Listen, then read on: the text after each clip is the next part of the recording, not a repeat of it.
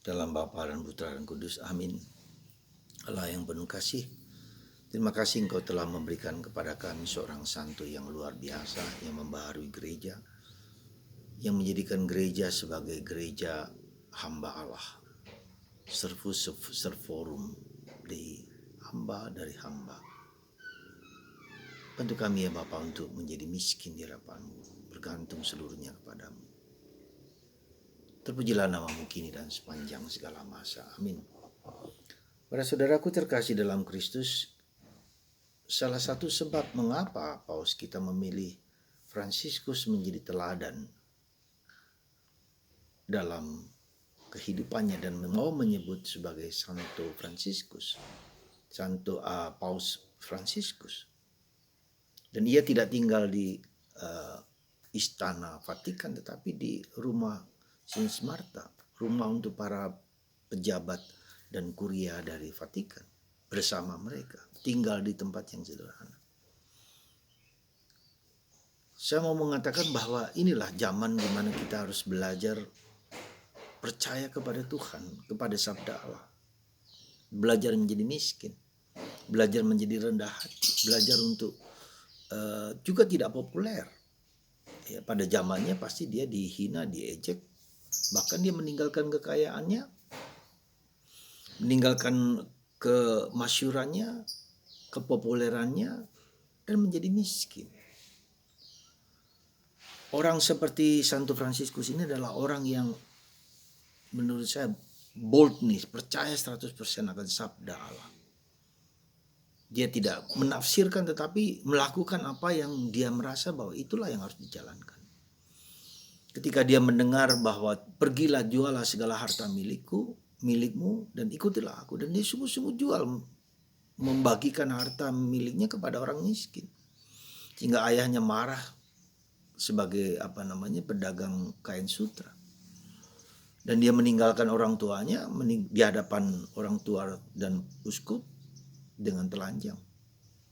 Jadi bukan yang gampang untuk percaya dan mengikuti sabda Allah dengan sungguh-sungguh. Dan orang yang demikian adalah orang yang seperti dalam bacaan Injil hari ini mendengarkan sabda Tuhan, mendengarkan perkataan Tuhan dan mengikutinya. Seperti yang dilakukan oleh Maria, saudari Marta, duduk dekat kaki Tuhan dan mendengarkan. Mendengarkan itu bukan yang gampang, tetapi sungguh-sungguh mendengarkan apa yang Tuhan kehendaki lewat sabda itu. Bukan apa yang saya pikirkan, bukan apa yang saya dengarkan sendiri, tapi saya mendengarkan suara Tuhan. Seperti Maria, suka duduk, suka memberikan waktu untuk mendengarkan, memberikan perhatian, memberikan hati, memberikan diri kepada sabda-sabda Yesus. Sekali lagi bukan yang gampang, dan hanya sedikit orang yang mampu mengerti dan memahami sabda itu dalam hatinya. Maka ketika dia berada di sebuah kapel kecil yang hampir roboh, dia mendengar kata-kata Yesus, "Perbaharuilah gerejaku." Dan Santo Fransiskus sungguh-sungguh membaharui gereja kecil yang hampir rubuh itu. Ya, karena memang hampir rubuh, ya, tidak diperhatikan. Tetapi lebih daripada itu, Tuhan mengatakan gerejaku itu bukan bangunan. Gereja kita adalah gereja manusia-manusianya, karena pada abad ke-13 itu gereja Katolik dengan imam, dengan uskup, dengan pausnya ikut dalam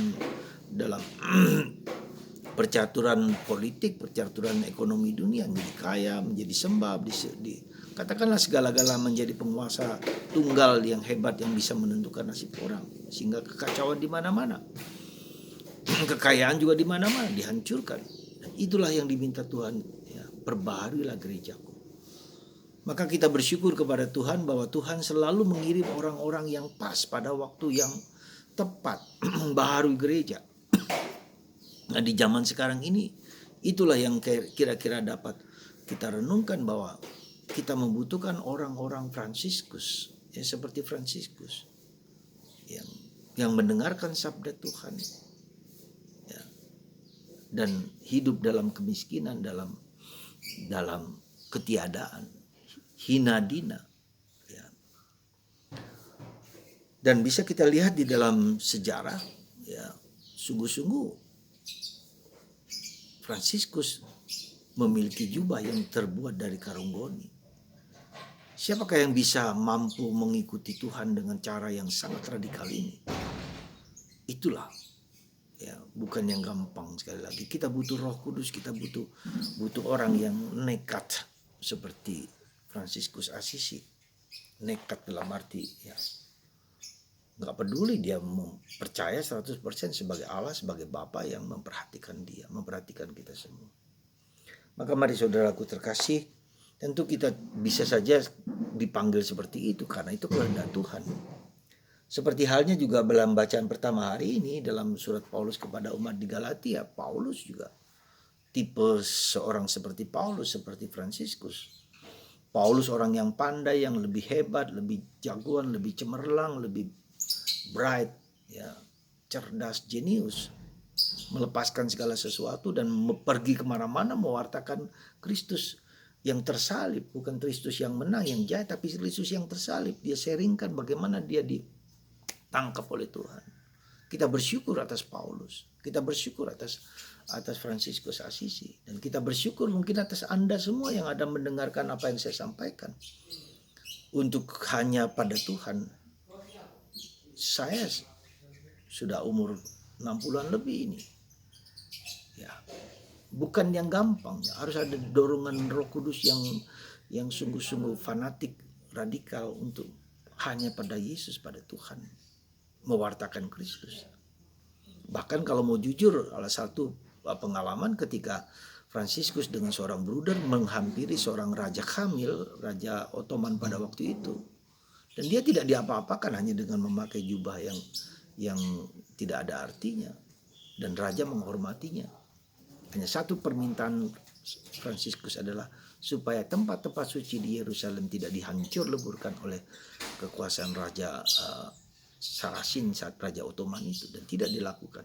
Dan sampai sekarang maka mengapa tempat-tempat suci di Israel dijaga dan dipelihara oleh para Fransiskan. Saudaraku terkasih, semoga kita semua hari ini terinspirasi oleh niat baik, niat tulus Santo Fransiskus. Semoga Anda dan kita dan semakin banyak orang berkenan memberikan seluruh dirinya kepada Kristus, demi Kristus, untuk Kristus, bersama Kristus. Tuhan memberkati kita semua dalam Bapa, Putra, dan Roh Kudus. Amin.